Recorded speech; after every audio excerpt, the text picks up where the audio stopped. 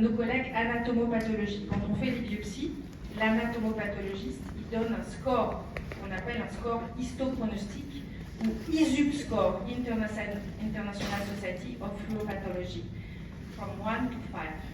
Tức là theo các cái nhà giải phẫu bệnh ấy, thì họ sẽ có một cái phân loại riêng, nó xếp loại từ 1 đến 5.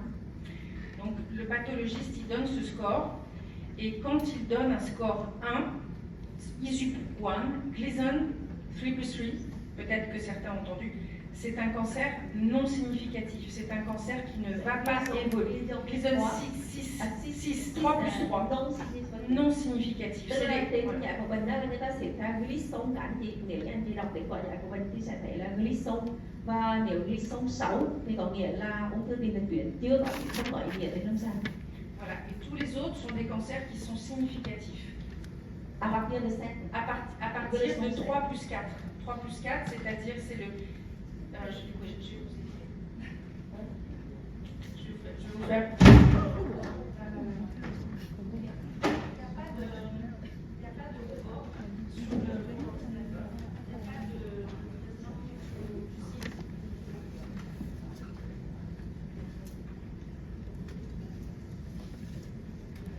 Có anh chị nào đã đọc tới cái Gleason của ung thư tiền liệt tuyến để giải phẫu bệnh chưa? Rồi, tức là đọc kết quả, nhìn thấy kết quả đúng không? Dạ, kết quả của giá không vậy thì nó có ý nghĩa từ 6 tới đây. Ý nghĩa là sao? Dạ, 3 với 4 thì nó sẽ phát hiện được 3. Tức là nó sẽ cộng điểm giữa trên 50% ảnh, tức là nó sẽ có từ 6 tới từ 7 tới đây nó sẽ có 3 phần 4, 4 phần 3, từ 8 tới đây nó sẽ quy được một số điểm nhất định. Tức là cái mà gọi là cô, theo cô nói là ý nghĩa lâm sàng là từ 6 trở lên nó có là mang tính chất ác tính cao hơn. Còn cái gì là chưa? Ở bên ngoài nữa.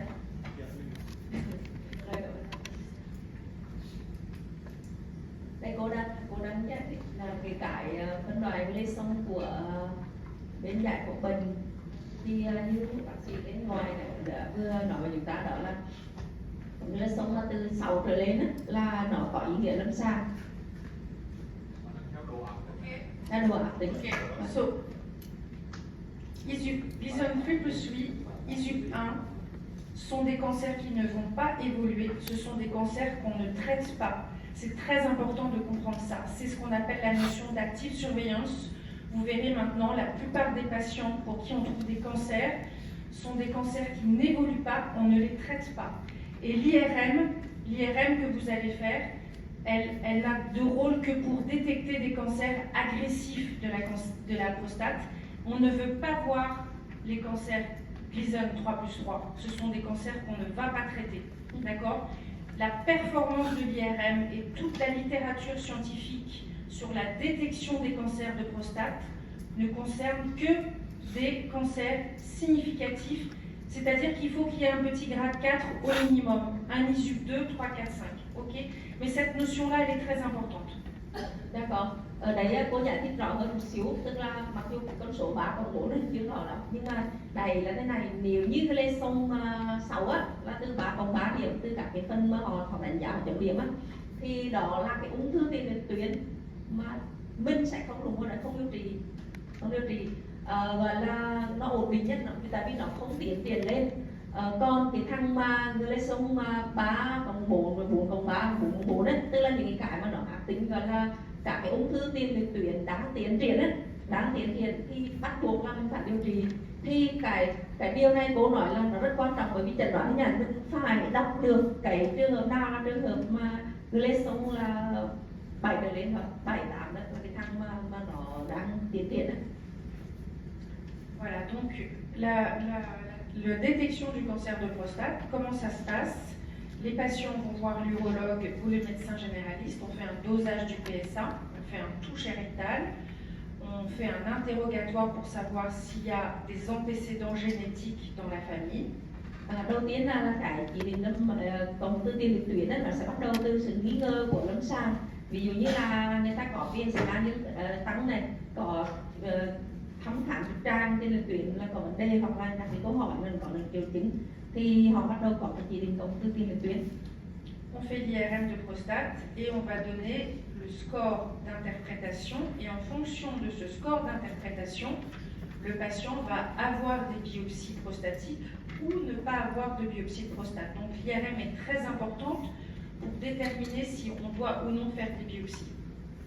Và như vậy thì sau khi làm cộng tư thì chúng ta sẽ tách nó ra làm hai nhóm, là một cái hình ảnh nó không nghi ngờ gì cả và mình sẽ không làm sinh thiết gì hết, và một cái nhóm thứ hai là chúng ta bắt buộc phải làm cái sinh thiết tiền liệt tuyến để chẩn đoán. Chính vì vậy cái vai trò của cộng tư nó cực kỳ quan trọng trong cái chuyện mình phân nhóm ra, một nhóm có nguy cơ cao để mình sinh thiết và một nhóm là không có nguy cơ là mình không dùng gì hết.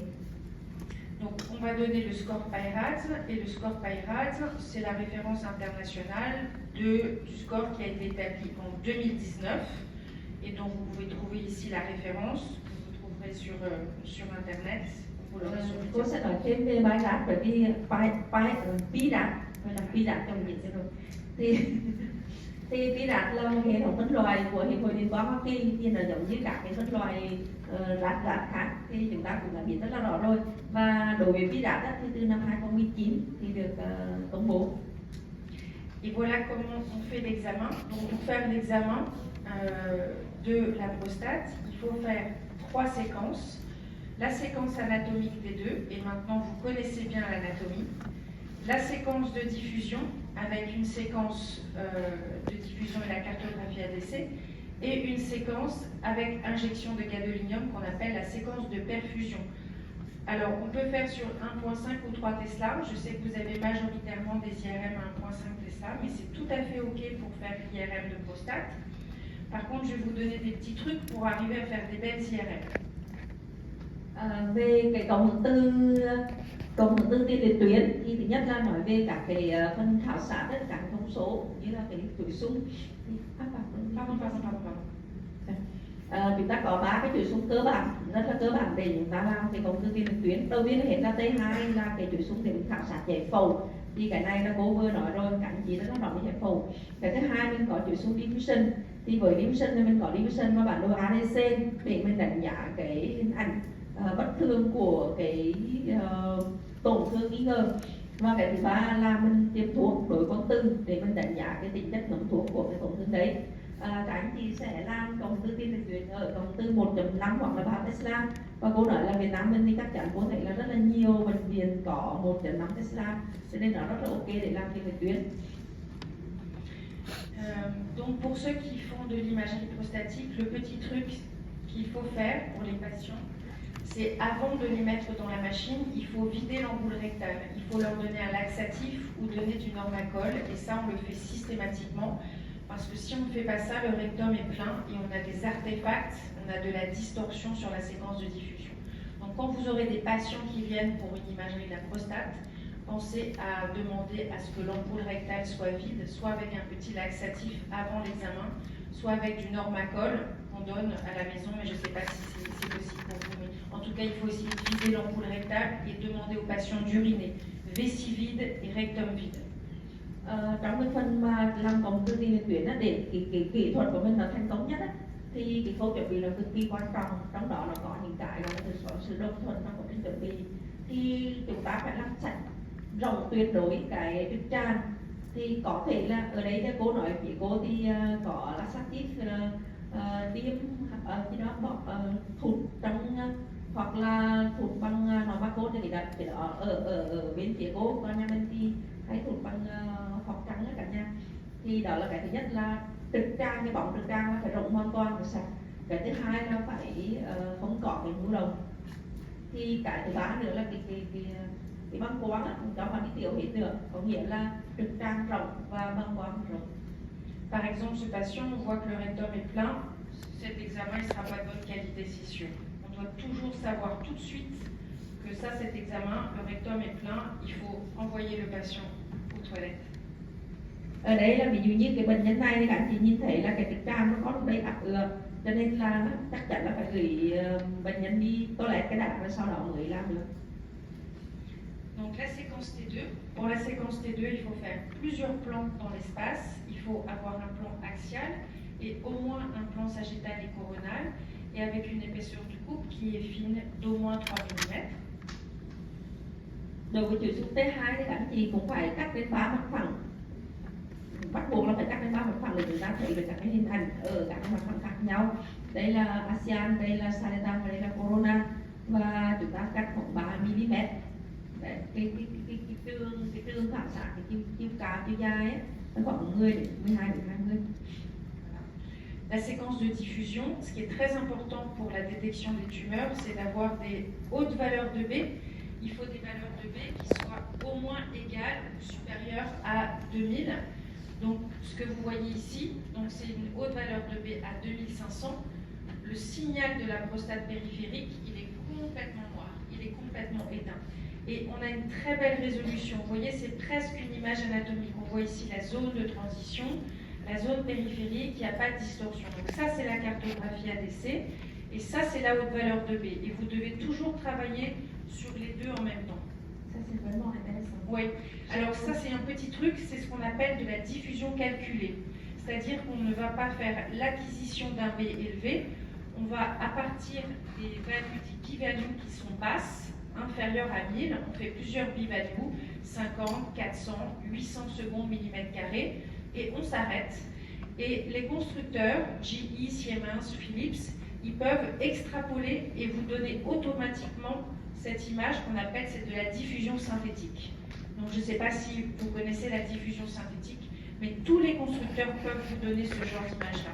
Et ça gagne du temps. On gagne 3 minutes parce qu'on n'est pas obligé de faire l'acquisition d'un BLV. J'ai une petite question. Oui. Ça veut dire on pourrait faire X100 000 Oui. pour le scanner, pour le Oui. scan. L'acquisition, c'est ça. Voilà. Voilà. Construction des images avec calculé. Exactement. Wow. Ouais, ça c'est de la diffusion calculée. Et donc vous pouvez faire des calculés, vous pouvez faire B1500, B2000, B2500, B3000, autant que vous voulez. L'acquisition des B natifs, elle est là. Et il ne faut jamais aller au-dessus de 1000. Ça, c'est les recommandations du PIRAT. Cái này còn cả cái phần này hay kỳ cả nhau, tức là cái kiểu zoom diffusion á, thì ở đấy là mình thấy hình ảnh là đây là ADC, còn đây là diffusion. Thì các anh chị thấy rằng là ở đây mình có một cái hình ảnh nó cực kỳ đẹp luôn, nó phân biệt rất là rõ ràng mạch lạc giữa cái khu vực của chuyển tiếp, rồi vùng ngoại vi, rồi cái đường bờ, tất cả mọi cái rất là rõ. Thì ở đây cô có một cái là cái khuyến cáo của VIRAT là dùng cái diffusion calculé được tính toán, được tái tạo lại là với B2500. Thì có hai hỏi kỳ á, thì cô nói rằng là cái bên cương bên vẫn quét bên vẫn làm á, là từ 800 đến 1000, và tất cả các cái máy bên hiện tại là mình đều để 800 đến 1000 hết. Mình làm ở cái mức này nó cũng không vượt lên trên.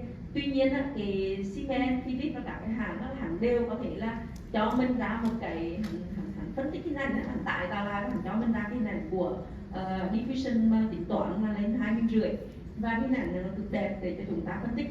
Và cô nói là trong quá trình phân tích hình ảnh luôn luôn để song song hình ảnh là diffusion và ADC để chúng ta có thể phân tích hình ảnh và tìm ra được những cái bất thường.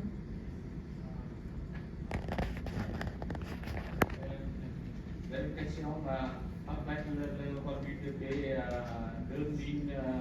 đơn min sense sóng và sẽ thuộc qua Tesla ou Ça peut être aussi pour une 1.5. On le fait aussi pour les 1.5 Tesla. C'est possible pour les deux types de machines. Tôi hỏi là với cái giá trị nó thế mà cao như thế này, 20 triệu này thì có thể là chỉ ở trong cái báo Tesla và nói là cả 1.5 và báo Tesla để có thể là làm được. Et après, la séquence de perfusion, c'est la troisième séquence. Donc c'est une séquence en pondération T1 avec la saturation de la graisse et avec une autre résolution temporelle de moins de 15 secondes. Donc on fait plusieurs passages en moins de 15 secondes. La séquence sans injection et la séquence avec injection qu'on voit ici.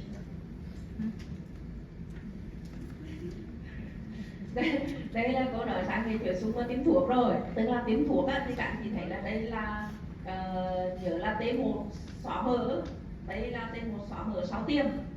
Nếu là có xóa mỡ chứ anh chị, xóa mỡ thì là nó sẽ rất là nét, tất cả những cái phần mỡ xung quanh là nó được xóa hết, thì hình ảnh nó rất là rõ ràng. Và đây là cái súng mà làm dưới 15 giây, rất là ngắn.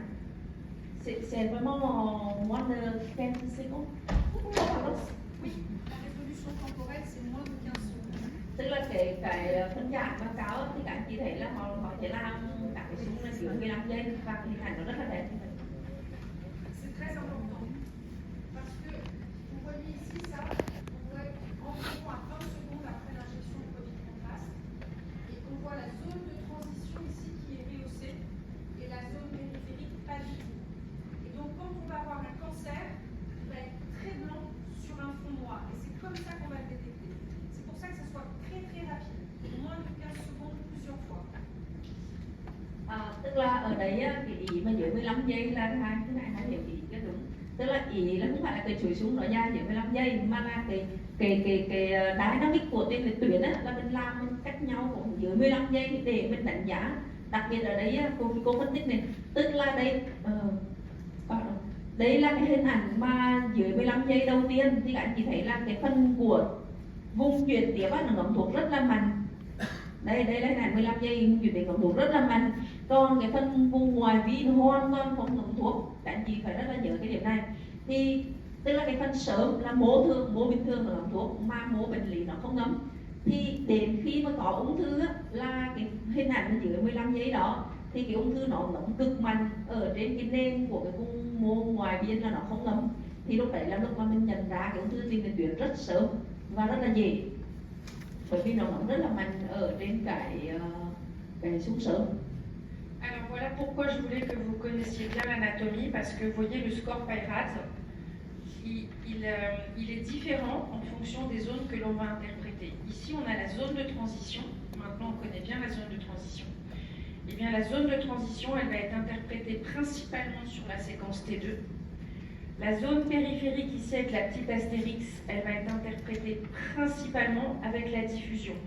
Donc à chaque localisation anatomique, il y a une séquence qui est la séquence dominante.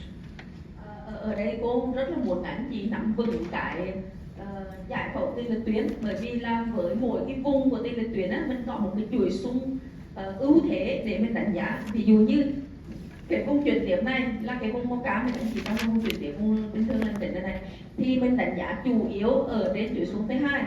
Còn cái vùng ngoài vi này mình sẽ đánh giá chủ yếu ở trên chuỗi xung diffusion, mà cái diffusion B2,5 mà mới hình ảnh này các anh thấy á, cho nên là mỗi cái vùng là nó có một cái chuỗi xung rất là ưu thế để giúp cho mình nhìn thấy rõ hình ảnh của nó. Voilà comment se présente un cancer typique de la zone périphérique. Donc, il est en hyposignal T2, hyposignal, focal. Il est en hypersignal sur la haute valeur de B. Il est en hyposignal sur la cartographie ADC. Et vous voyez, il se rehausse intensément, très précocement après l'injection de produit de contraste. Donc ça, c'est l'aspect typique. Hyposignal T2, hypersignal diffusion, restriction diffusion et hypervascularisation. Đây các anh chị thấy rằng là nó tín hiệu của cái khối ung thư nhé các anh chị. Đây chúng ta cô có khối màu đỏ đây này, tức là trên cái hình ảnh của T2, đây là hình ảnh rất là điển hình của một cái ung thư tiền liệt tuyến. Tức là đây là hình ảnh một cái tổn thương ở ngoài vi, nó giảm tín hiệu trên chuỗi xung T2. Đây, nó hyposignal, nó giảm tín hiệu khu trú ở chuỗi xung T2, nó tăng tín hiệu ở trên cái diffusion và giảm ở trên là ADC, nó rất là rõ luôn, và cuối cùng là nó ngấm thuốc cực kỳ mạnh, cực kỳ rõ ở trên cái chuỗi xung sớm sau tiêm thuốc sớm. Voilà, ça c'est vraiment l'aspect typique qu'il faut bien connaître. Cái này là Ça, một cái rất là điển hình mà chúng ta phải nhớ nắm lòng trong lòng bàn tay của mình luôn. Bon, peut-être vous en verrez quelquefois, ça c'est des présentations normales, donc il n'y a aucune anomalie, c'est des PIRADS 1, le patient, on est tranquille, il n'y a pas de lésion, il n'y a aucune anomalie, le signal de la prostate est complètement noir. PIRADS 1. Đây là pi đạt 1 đấy, pi đạt 1 là các anh chị nhớ nên bản đồ ADC nó sạch sẽ tinh tương. Cái này trên cái diffusion B rất là cao, các anh chị cũng rất là sạch, nó không có cái gì hết, thì cái này là pi đạt 1. Ça c'est le PIRADS 2. Donc, vous voyez, vous avez des toutes petites images linéaires ou des plages en point, mais c'est très peu visible, c'est très pâle, c'est très peu marqué. Ça, on oublie. Rồi cái đây là Virat 2 thì các anh chị để ý này, ở đây mình thấy có các cái dãy dài, các cái đường nó mơ nó không rõ ràng, nói chung là nó khá là khó nhìn thấy và nó không thực sự tăng tín hiệu rõ ở trên cái bề cao, thì thầy cô nói một cái này quên luôn, không cần để ý. Ça, c'est par exemple les patients qui ont eu des petites prostatites ou des petites infections ou un peu d'inflammation. Thì những cái này có thể là một cái viêm rồi gì đấy. Alors, le 3 qui est le stade intermédiaire, il y a un mot-clé, c'est focal. Tout à l'heure, on avait des anomalies des deux côtés. Là, on a quelque chose, ouf, juste focal, juste visible à un endroit, mais c'est peu marqué aussi. On le voit très peu, mais c'est focal. Quand c'est focal, c'est 3. Các anh chị lưu ý là bất kỳ khi nào khi mà cái tổn thương nó khu trú một chỗ thôi, khu trú nhé, cô nhận lại là cái tên khu trú, nếu nó khu trú một chỗ và nó cũng chưa thực sự rõ ràng thì là 3. Mình cô nhắc lại là phải là khu trú, còn nếu hai bên là không đủ. Voilà. Bon, ce qu'il faut connaître, c'est vraiment ça. L'important pour les étudiants, c'est ce stade-là et le stade d'après. Donc, on l'a vu tout à l'heure, la présentation typique d'un cancer, c'est rond, noir entre les deux, en restriction de diffusion et avec une autre valeur de B. Et là, ce qui est important, c'est de toujours afficher les deux et ça doit être marqué. C'est très visible, c'est très blanc, très noir. Vous ouvrez la porte, vous voyez l'hexagone, il y a quelque chose là-bas. C'est noir, c'est blanc, c'est très visible, c'est facile. Cô nhận lại là ung thư tiền liệt tuyến chẩn đoán cực dễ ở đây, này đó là mở cửa ra là thấy trắng là trắng, đen là đen. Ví dụ như ở đây mình thấy đen là đen, đây đen là đen, bên trắng là trắng, tức là ngấm thuốc, ngấm rất mạnh, nó nhìn đây. Dạ đây diffusion nó rất là tăng, cái này rất là giảm, đó là cái hình ảnh này là giảm ở trên T2, nói chung là tăng rất là trắng mà giảm rất là đen, rất rõ ràng. Encore plus facile, quand ça fait plus de 15 mm, c'est pas IRAD 5. Donc entre le 4 et le 5, c'est juste une histoire de taille, moins de 15 mm ou plus de 15 mm. Mais ça, vous ne pouvez pas les manquer. C'est en hyposignal, c'est noir, c'est blanc. Và ở đây là cái Virat 5 thì cô nói là cái 4 15 là chẳng quá là cái kích thước thôi, 4 là dưới 15 mm và 5 là trên 15 mm. Và nó thực sự là trắng đen là đen rất là rõ ràng, các chị không thể nào mà nhầm lẫn được. Đây các chị, kích thước như này mình không thể nào mình bỏ sót được. Đấy. Voilà, ça c'est pour la prostate périphérique. Tout va bien, maintenant tout va mal, on passe à la zone de transition. La zone de transition, c'est le cauchemar, nightmare. Truyền tiếp là ác mộng và nói là khi là đi tìm ung thư ở vùng chuyển tiếp. C'est le cauchemar même pour moi aussi. C'est le cauchemar toujours. Donc nó luôn là cái ác mộng đối với kể cả cô bây giờ cũng vậy. Mais il y a quand même quasiment 30% des cancers qui se développent dans la zone de transition, donc il faut apprendre à les chercher. C'est important. Tức là nhưng mà nó vẫn có những cái điểm dấu hiệu rất là đặc biệt mà chúng ta phải học cách đi tìm. Donc voilà l'aspect, ça c'est un aspect classique d'un cancer de la zone de transition. Đây là hình ảnh điển hình của một cái ung thư tiền liệt tuyến ở vùng chuyển tiếp các anh chị. Il a une forme en lenticulaire, comme une banane, un peu ici, en hyposignal, et il est homogène. Il est homogène, il n'y a plus l'alternance des petits kystes comme on a vu tout à l'heure. Donc c'est lenticulaire, homogène, et il n'y a pas de capsule. Tout à l'heure, on a vu les nodules, j'ai bien insisté, un nodule encapsulé hétérogène. Là, il n'y a pas de capsule et c'est homogène. Đây đấy các anh chị thấy là có một cái hình kiểu dạng thấu kính. Đây là hình kiểu như này, nhưng mà nó lại đông tín hiệu với đâu. Đấy, nó đông tín hiệu và nó có hình thấu kính ở đây. Những cái điểm khác biệt giữa cái thằng ung thư với cái thằng lành tính nhá, là thằng lành tính như thế này là nó có cái vỏ, và đây các anh chị không hề thấy vỏ cho nó hết thì nó là ung thư. C'est difficile. Et ça s'associe à une restriction de diffusion. Mais on va voir que la zone de transition, c'est quand même le T2 qui est la séquence principale. Donc je vais vous montrer pourquoi. Alors, donc, quand vous analysez la zone de transition, il faut travailler dans les deux plans d'espace, en axial et en coronal, et chercher, on a vu les petits nodules, ils doivent être comme ça. Une capsule, des petites formations kystiques, et ils sont hétérogènes. Mais on travaille dans les deux plans d'espace. Donc, Ça, c'est les nodules normaux. On l'a vu tout à l'heure. Ça, c'est l'aspect normal. Đấy là cái Hein, độ bình thường các encapsulé, anh chị. hétérogène. Encapsulé, Đây là hétérogène. nó cái vỏ này, cái này nó cái vỏ, nó cái vỏ và nó cái vỏ và nó bình thường và cái này là bình thường. Cái bên này là bình. Ça, c'est facile. Voilà. Ça, Nó ça, không biết. ouais, celle-ci. Ouais. Tức là ở đây hai chỉ là cái từ sĩ bên này là hạt đầu những cái liên thông kính, cái hạt đầu. Thì các anh chị thấy là đây là hàng không, cái này là cái không vỏ. Celle-ci C'est des nodules fibrodysplasiques. cái này là có cái vỏ rọ, cái này là có cái vỏ rọ của cái hình ảnh bình thường. Voilà. Alors, parfois les nodules de la zone de transition, ils se présentent comme ça. On dirait une petite pièce de monnaie, c'est tout noir. On n'a pas de capsule et on n'a pas de petite formation kystique à l'intérieur. Ces petits nodules-là, pourtant, il est très bien limité. Vous voyez, donc il n'est pas inquiétant, mais on le dit Peyerhax 2, à la différence du celui d'avant, parce qu'il est tout rond, tout noir, il n'y a pas de capsule, mais il n'est pas hétérogène. Donc ça, précaution, il est un stade un petit peu plus élevé. Tức là khi chúng ta thấy các cái nhân mà nó rất là đen, nó rất là đen, rất là giảm tín hiệu, nhưng nó là không có các cái cấu trúc hình nang ở trong, nhưng nó cũng không có vỏ, không có cấu trúc hình nang, nhưng mà nó lại rất là đen. Thì cái này là mình hơi cẩn thận hơn một tí, là mình để là Virat 2.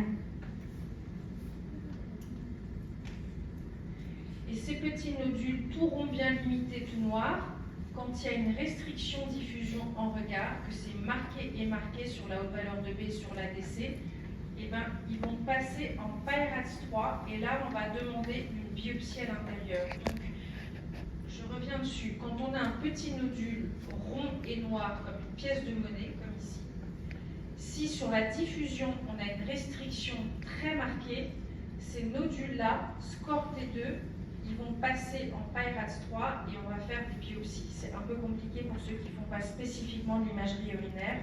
Il ne faut pas hésiter à revenir sur le texte quand on a un souci. Mais ce qu'il faut pour les étudiants, c'est apprendre à passer du temps à regarder les nodules. Comment ils sont ronds? Est-ce qu'il y a une capsule? Est-ce qu'ils sont homogènes? Est-ce qu'ils sont hétérogènes? C'est ça le message que je veux leur faire passer. Tức là ở đấy các anh chị thấy là cái hình lúc này đó, là nếu mình để hai, để Virat 2 hẳn phải là tròn tròn oval, rất là đen, rất là đông nhất, không có nang mà có vỏ, thì lúc đấy là mình để là 2. Còn ở đấy là các anh chị thấy là nó cũng tròn đen đen, tuy nhiên là nó lại rất là tăng tín hiệu rõ ở trên diffusion và cái ADC nó giảm, thì nó lại không có vỏ nữa. Thì ở đây anh chị thấy có để là mặc dù trên cái hình ảnh của T2 thì nó giống như là Virat 2, nhưng mà cái trên cái diffusion thì là 4 rồi, cho nên ở cái này là mình để là Virat 3 và mình phải sinh thiết. Voilà. Et ce que vraiment il faut que vous appreniez à chercher et à trouver, c'est ça.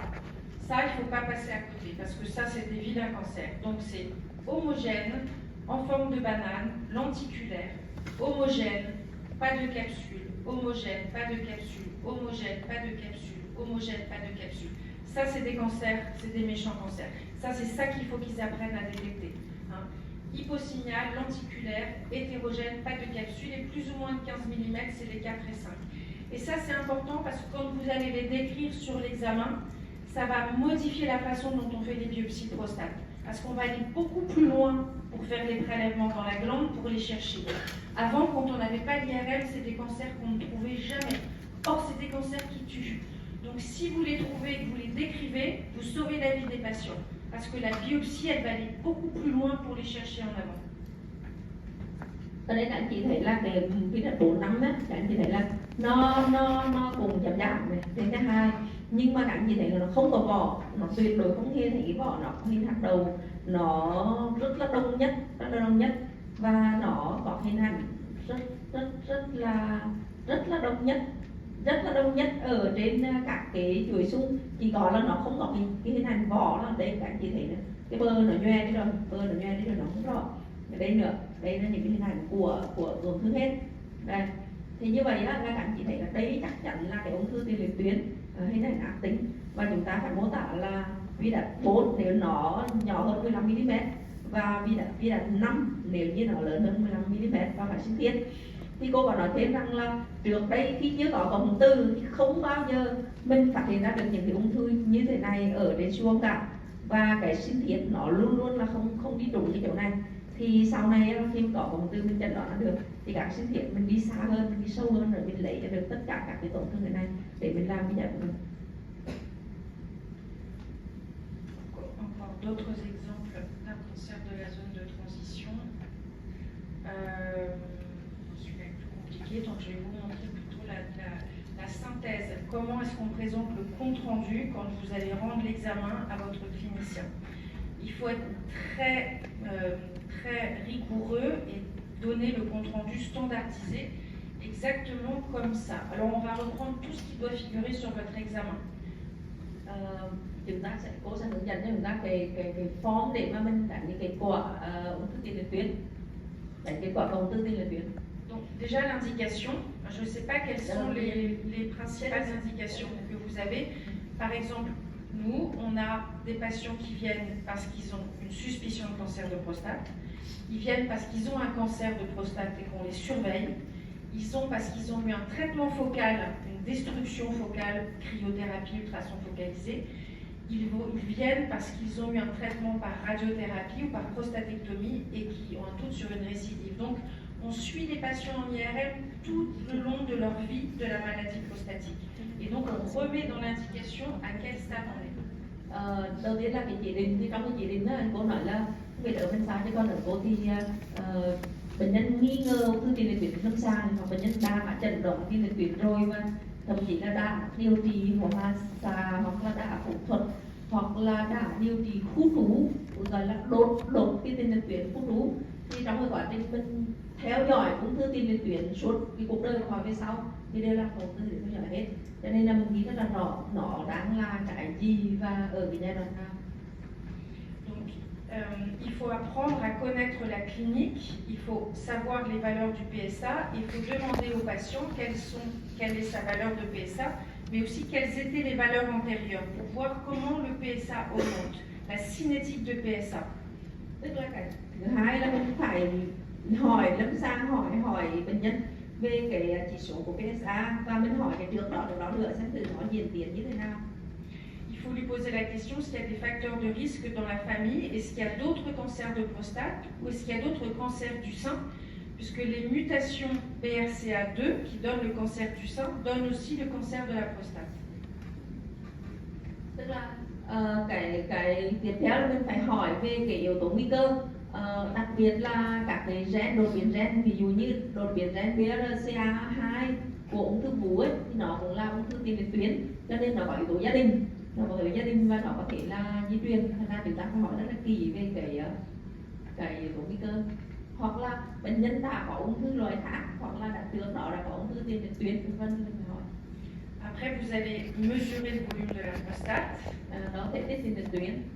Et vous allez donner la densité de PSA. Est-ce que vous savez ce que c'est que la densité de PSA? La densité de PSA. Est-ce que vous savez ce que c'est? Est-ce que les étudiants savent ce que c'est? Non. Je ne sais pas. Ok. La densité de PSA, c'est très important. Et ça, si aussi je peux vous apprendre ça, c'est très important. Le taux de PSA, c'est pas très intéressant. Puisque le plus le volume de la prostate augmente, le plus le PSA augmente. Tức là cái chỉ số của PSA nó có nhưng mà nó thực sự nó không quan trọng bằng cái tỷ trọng của PSA. Thì cô nói đấy là một thông tin rất quan trọng, bởi vì nếu như thể tiết liệt tuyến nó to thì cái chỉ số PSA nó sẽ to, tuy nhiên cái tỷ trọng mới là quan trọng. Donc pour s'affranchir de la partie volume, on fait un ratio entre le taux de PSA et le volume prostatique. Par exemple, si on a un PSA à 4, on divise le taux de PSA par le volume de la prostate et ça donne ce marqueur-là, la densité de PSA. Et si elle est plus ou moins de 0,15, c'est un facteur prédictif de la présence d'un cancer. C'est dans toute la littérature scientifique, vous verrez, il faut mettre cette valeur-là dans votre compte-rendu, la densité de PSA. C'est beaucoup plus intéressant que le taux de PSA. Et quand c'est supérieur à 0,15, ça veut dire qu'il se passe quelque chose. Donc, et même dans le PAERAT, en fait, dans le PAERAT, si l'examen est négatif, Mais cependant que la densité de PSA est supérieure à 0,15, le patient il aura des biopsies parce que c'est un marqueur très prédictif de la présence d'un cancer. Donc comme vous allez mesurer le volume de la prostate en IRM et vous êtes les meilleurs pour ça, que le patient vous donne le PSA, vous donnez systématiquement cette valeur, la densité de PSA, le ratio entre le taux de PSA et le volume prostatique. Ça c'est très très important. Mogłoś zapomnieć le taux PSA, PSA divisé par le volume de la prostate. Et ça doit être inférieur à 0,15. Ở đấy là cái chỉ số mà tỷ trọng của PSA là cực kỳ quan trọng, bởi vì nếu như cái tỷ trọng này mà lớn hơn 0,15 thì nó là ung thư tiền liệt tuyến, một cái chỉ số cảnh báo nguy cơ ung thư nó rất là cao. Chính vì vậy là mình phải rất là chú ý tới chuyện này. Thì cái chỉ số này nó sẽ lấy từ cái nồng độ PSA ở trong máu và mình chia cho cái thể tích tiền liệt tuyến. Thì với công tư mình đó thể tích tiền liệt tuyến nó rất là chính xác rồi, thì các anh chị chỉ cần lấy cái PSA mà chia cho cái thể tích tiền liệt tuyến thì nó sẽ ra cái tỷ trọng của PSA. Và có những trường hợp là PSA thấp hoặc là thể tích tiền liệt tuyến nó thấp, tuy nhiên cái PSA này, tỷ trọng PSA này nó cao trên 15 thì chắc chắn đó là một cái tổn thương ung thư tiền liệt tuyến và mình phải xin thiệt, bởi vì nó có ý nghĩa cảnh báo cực kỳ cao.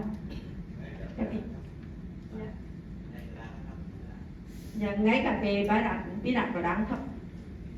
Et donc après on fera l'interprétation d'examen et on va analyser zone par zone et on donnera un score PIRATS par lésion. Et dans 50% des cas, le cancer de prostate est multifocal. Donc il faut toujours chercher une autre lésion dans la prostate. Và như vậy sau đó thì mình sẽ phân tích các thể cái biểu đồ và mình sẽ phân tích cái từng vùng một của tiền liệt tuyến, từng vùng một, và đặc biệt là trong trường hợp là tổn thương mà nhiều ổ ấy là mình phải đánh giá điểm PIRATS của từng ổ. Và các anh chị nhớ là trong đa số trường hợp thì ung thư tiền liệt tuyến là đa ổ, cho nên là mình phải đánh giá PIRATS của từng ổ một. Voilà, et on donne le petit schéma et on dessine les lésions sur le schéma et on donne alors l'image clé à l'urologue ou au radiologue qui va faire la biopsie, parce que maintenant on essaye de faire des biopsies ciblées. Les biopsies systématiques comme on faisait avant, on est petit à petit en train de les arrêter pour ne faire que des prélèvements sur les zones qu'on voit sur l'IRM, ce qu'on appelle des targeted biopsies. Donc il faut donner l'image où il y a la lésion pour essayer d'aller précisément faire des prélèvements. Non, on ne fait plus les biopsies systématiques, c'est en train d'être arrêté. Donc il faut être précis et dire c'est là qu'il faut mettre les aiguilles. Okay? C'est très important. Tức là ở đây có một điểm rất là hay, đó là cô nói cái mình đọc kết quả công tư tiền liệt tuyến xong mình phải vẽ cho được cái đánh dấu cho được cái vùng mà có ung thư ở trên cái bản đồ. Bởi vì cái bây giờ cái sinh thiết tiền liệt tuyến ấy thì sẽ là sinh thiết theo đích, sinh thiết trúng đích luôn, tức là mình nói vẽ vị trí ở vị trí mấy giờ đó, và sau đó sinh thiết thì sẽ đi trực tiếp vào chỗ đấy thôi. Còn cái sinh thiết tiền liệt tuyến mà một cách hệ thống vào 10 điểm, 12 điểm gì đó theo 12 khung giờ ấy, trước đây họ làm một cách hệ thống thì bây giờ mình không làm như thế được. Người ta hạn chế cái sinh thiết cái kính của mình bắn vào trong cái mô tiền liệt tuyến mà chỉ sinh thiết trúng đích thôi. Et après, on va passer au bilan d'extension, puisqu'à chaque lésion, il faudra voir si elle est à l'intérieur ou à l'extérieur de la prostate. Et on va faire Và ça. tiếp theo nữa thì mình phải làm cái tầm soát rộng hơn để xác định là cái tổn thương tiền liệt tuyến đấy nó còn nằm trong tiền liệt tuyến hay là nó đã xâm lấn ra ngoài, vượt qua cái vỏ bao. Est-ce qu'il y a des questions sur cette première partie pendant que je mets le diaporama?